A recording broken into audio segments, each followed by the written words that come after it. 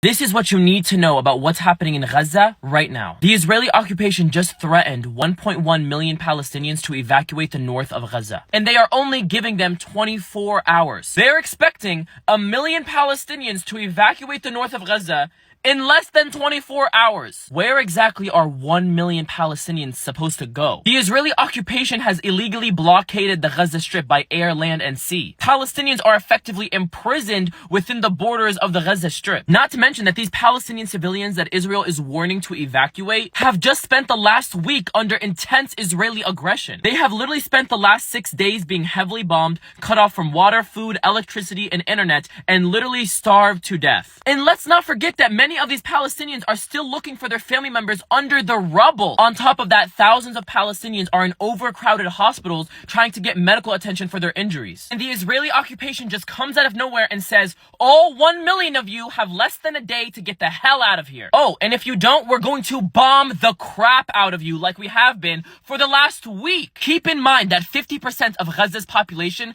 are children. That means 1 million children. Israel is targeting journalists, hospitals, schools, residential buildings with family inside of them. There are people being dismembered by rubble caused by Israeli airstrikes. There are 2 million innocent human beings being held up in a prison camp, and the world is supporting Israel. If the world doesn't stop what's happening right now, Gaza will be wiped off the map. On top of cutting off all of their food, their water, their medical supplies, their internet, Israel has literally caused a blackout in the Gaza Strip. They are trying to silence the indigenous Palestinians before they slaughter them. You have people who have the audacity to question if Palestinians have the right to resist? Let me ask you a question. If you were in the Gaza Strip right now, being bombed, besieged, and starved, living your entire life under occupation, losing your mother, your father, your brother, your sister, having to bury them and put them in body bags, watching their bodies be dismembered by airstrikes. And then after all of it, the world calls you the terrorist. We need to make as much noise